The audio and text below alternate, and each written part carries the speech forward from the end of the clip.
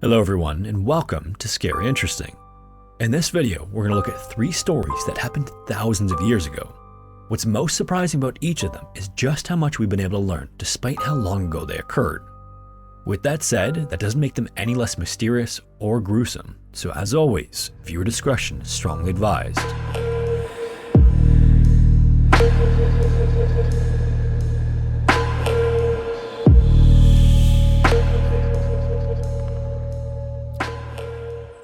You might have seen a picture that's circulated a few times since it first hit the internet in 2018. In the picture, there's a skeleton laid flat out on the ground on its back.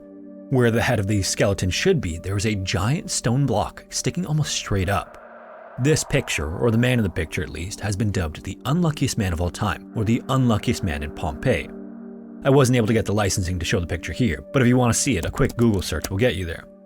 Initially, when this skeleton was found or unearthed, it was thought that this was a man who was incredibly unlucky and happened to be in the wrong place at the wrong time as Mount Vesuvius erupted. The volcanic explosion sent hundreds of tons of rock into the air, and this man was struck by some of the debris, killing him where he stood and leaving him to be found almost 2,000 years later. Unfortunately, although this makes for a great story, recently the man's skull was found intact in the vicinity, indicating that he probably died first and then was struck by the stone after, or that the remains moved around from their original position and only appeared to have been hit by the stone. At the same time, this doesn't really make what probably happened any less horrifying. In the year 79, the city of Pompeii sat in the shadow of the 4,000-foot Mount Vesuvius, which is a stratovolcano. In October of that year, sometime around 1 in the afternoon, the volcano erupted into a massive explosion. This sent superheated clouds of gas to a height of 30 kilometers along with other chunks of molten rock and hot ash. And there potentially were people who were hit by some of the initial debris because this is known to happen. It even happened as recently as 2022 in Japan. But that's not all. Volcanoes are notoriously loud. In fact, the loudest ever sound in recorded history is thought to be Krakatoa in Indonesia, which was heard up to 3,000 miles away. And for the people in the immediate vicinity, this was quite literally deafeningly loud. Supposedly, a British ship was 40 miles from the explosion, which isn't all that close, yet the sound was still so loud it ruptured the eardrums of half the men on board. But the most dangerous part of all in most volcanic eruptions are these superheated gases that take several different forms afterward. These can either fall from the sky directly or flow down the mountainside and destroy almost everything in their path. By the end of the first day, a lesser-known city, which was actually closer, named Herculaneum, was completely destroyed. Then on the second day, Pompeii was overtaken by some of these flows which brought toxic clouds and temperatures high enough to melt lead. Anyone who hadn't evacuated the city would have passed away from one or both of these. People would have been safe in their homes for a time until the temperatures rose inside there too. This is thought to be the actual cause of death of the man dubbed the unluckiest man in history, and Pompeii would eventually be covered in 16 feet of rock and ash. On a summer's day, sometime between 5,100 and 5,300 years ago, an athletic but stocky man weighing 110 pounds with long, thinning brown hair and dark skin was hiding in a gully in what would later be named Otsel Valley. This is an area on the borders of Austria and Italy. The man, who was later named Otzi, was 5 foot 5 inches tall, which was about average. He had brown eyes set deep in his skull, a beard, and cheeks that had sunken with age, and his wrinkled face made him look much older than he was at 45 years old. Otzi came from a long line of Anatolian farmers, and he might have been a shepherd who lived for long periods of time in the mountains. He also spent some of his time working with copper, either mining it or processing it for tools. At the time, he'd been traveling on foot from a valley to the south before sitting down on a glacier and resting in the little gully. As he sat there, he took a little snack out of his leather pack, which was dried ibex, red deer, a prune, and a little bit of wheat. He didn't quite finish the snack and put some back into his pouch. His teeth also hurt when he chewed. Some of them were rotting, which probably made it hard to tear the strips of meat. He also had a gap between his 2 front teeth where the wheat from the bread could get stuck, but despite that, he enjoyed the little bit of nourishment. Otzi's clothes were just what he needed too. He wore leather shoes lined with straw, tree bark, and grass and laced them up with cow leather.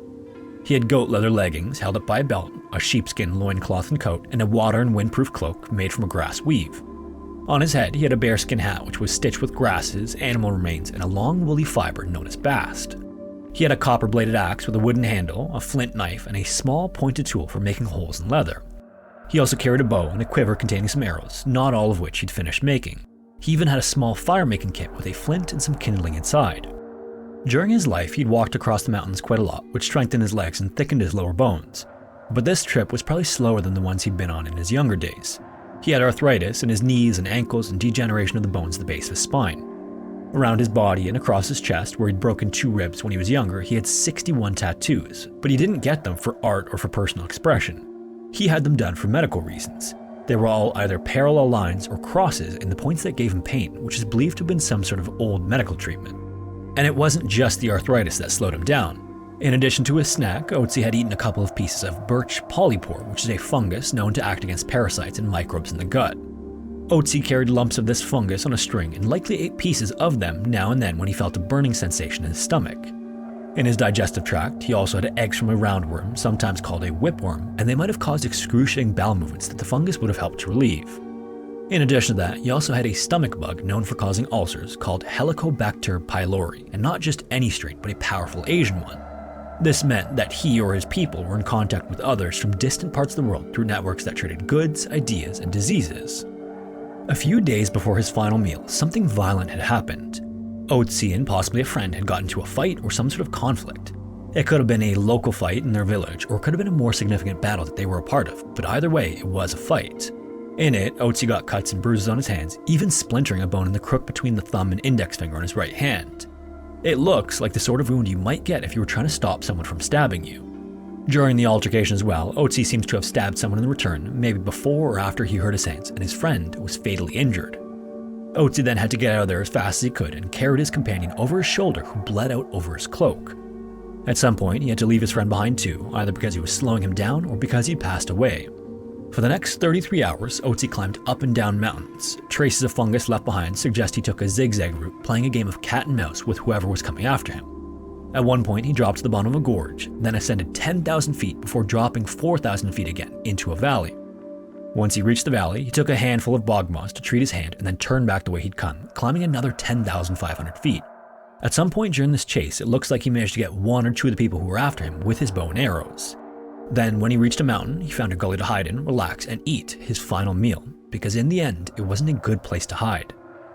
Within half an hour of eating, he felt a sharp pain in his left shoulder. He was hit by an arrow from behind just 100 feet away, which punctured a vital artery. Then, whoever was chasing him walked back up to him with a rock and struck him on the head, or as Otzi fell backward, he hit his head on a rock. Either way, this was the final blow.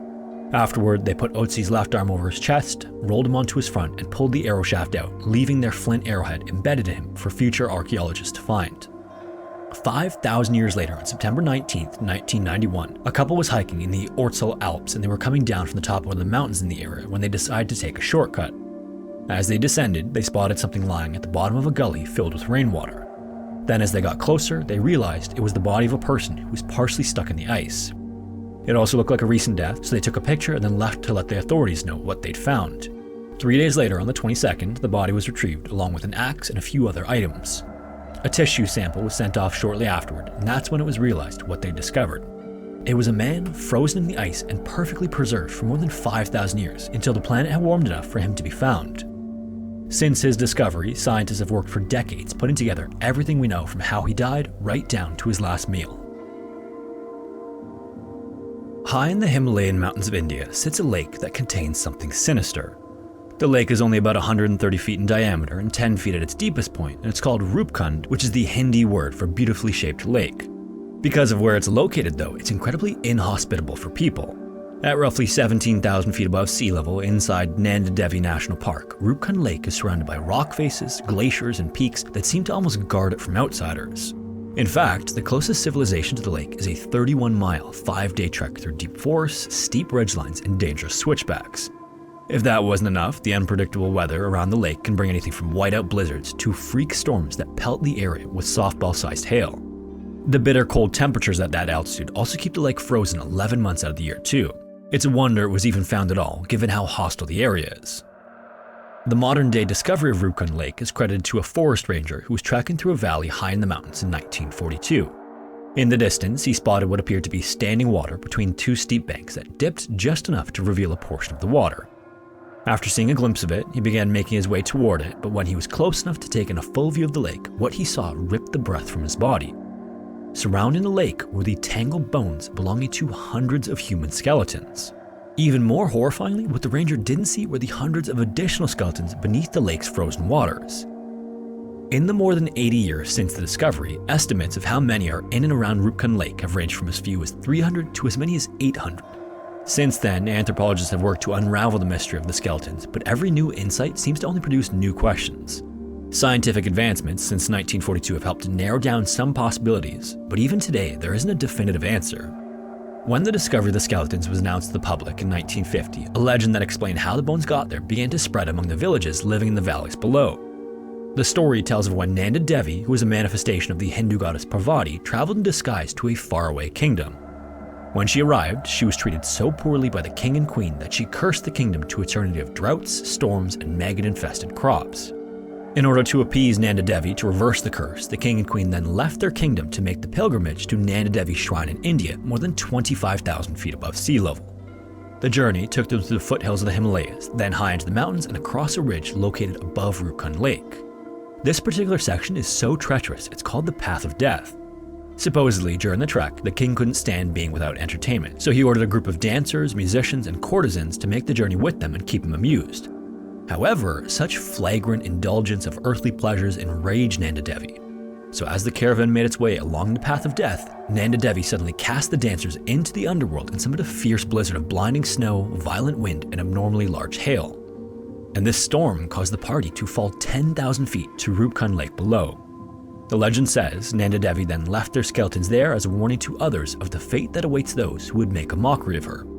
Anthropologists obviously took a more scientific approach to the investigation of how the skeletons got there, but there was no consensus among experts either. Initially, there were going to be three main theories. First was that the skeletons were the remains of Japanese soldiers sent to invade India during World War II. The next was that Tibetan traders on the Silk Road died after a virus that reached epidemic levels spread through their convoy. And the third theory was that the bones were the remains of holy men who journeyed to Rupkund Lake to perform a ritual of self-sacrifice. Forensic analysis was finally performed on the bones in 2004, and anthropologists were able to start ruling some things out.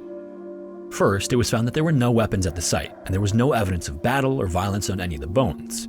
The skeletons were also from a wide age range, but primarily of men and women between 18 and 40 years old. All were in reasonably good health, and genetic studies found no pathogens that would point to an ancient epidemic. 3 skulls that were examined had fractures in the crown consistent with an impact by a blunt, round object at the time of death, but the wounds didn't seem to be caused by weapons. This first analysis concluded that a single event was likely the explanation for all of Rupkund Lake's skeletons. So anthropologists theorized that this was a large group of travelers and porters who were on a Hindu pilgrimage when they encountered a violent hailstorm while crossing through the mountains. This theory also bears a striking resemblance to the legend told by nearby villagers. On top of that, there happens to be a traditional Hindu pilgrimage that occurs every 12 years to the town of Homkund, and to reach the town, travelers need to pass by Rupkund on the Path of Death. So the mystery, it seemed, was finally solved after more than 60 years, or at least they had a story that was consistent with all the findings. Unfortunately, when the first ancient human genome was sequenced in 2010, it represented a massive leap forward in how we study history, but rather than help solve the mystery, it only seemed to further confuse things. In 2015, after sampling bones from 38 different skeletons from the lake, a new study produced a few very curious results. The first was that the bones weren't even from the same time period. Radiocarbon dating determined that there were actually 2 distinct groups of remains that ended up at Rupkund Lake about 1,000 years apart, one from around the year 800 and another from about 1800. This meant that it couldn't be a single event, which only made things more confusing. How 2 large, separate groups died in such a remote location was even more strange and unlikely. The second big finding from the study cleared up the question of where the people found at Rupkund Lake originated from. In terms of heritage, the samples were sorted into 3 groups, designated groups A, B, and C. Group A included 23 of 38 samples, all of which were found to be of typical South Asian ancestry, but didn't appear to come from the same specific population. All of the bones, estimated to be from around the year 800, belonged to Group A2, which anthropologists took as another indication that at least some of the skeletons found at Rupkund Lake ended up there during a pilgrimage. However, groups B and C were much more puzzling. The group that died around the year 1800 was separated into these 2 groups. The bones in both groups were definitely the result of the same event, but they didn't originate from the same place. 14 samples that shared the same heritage were placed into Group B, leaving just 1 sample in Group C that didn't match the heritage of either A or B. So just as a quick recap of that in case it was confusing the first time around, there were 38 skeletons tested, 23 of 38 were from the year 800, and all 23 of those were South Asian. That's Group A. The remaining 15 individuals were all from the year 1800, but there were two distinct populations who passed away during that time. 14 were from one place, and there was a final person who was completely unrelated to all of the others. Here's where things get even more confusing. When Group B's results were compared against the genetics of different groups in India, they were nowhere near match for any of them. This was a bit of a stunning revelation. It made no sense for bones to have come from anywhere but India if this was a Hindu pilgrimage. Hinduism was scarcely practiced outside of India's borders at the time, so it seemed impossible for any non-Indian group of people from elsewhere to end up at Rupkund Lake as a result of some Hindu pilgrimage gone wrong. Even more weirdly, when anthropologists compared Group B to Eastern Mediterranean DNA, they discovered a pretty close match. The samples seemed to match the ancestry found in the modern-day population on the Greek island of Crete, thousands of miles away. This was even more confusing to anthropologists. Hinduism has grown and spread since 1800, but even today, 94% of people who practice Hinduism live in India. Another 2% are in Nepal and 1% in Bangladesh. The rest are mostly spread between Africa, Southeast Asia, and England. And as of the most recent count in 2012, only about 20,000 Hindus live in Greece. That's 1/10,000% of the total Hindu population today. In 1800, this number would have been much smaller still. And on top of all of that, the one skeleton in Group C further complicated what anthropologists thought they knew about the groups. Group C was determined to be of South Asian ancestry and wasn't even a remote match to any of the bones in Group A. Scientists briefly entertained that maybe there were 3 separate events, but radiocarbon dating of the bones indicated the man in Group C was with the people of Group B when he died.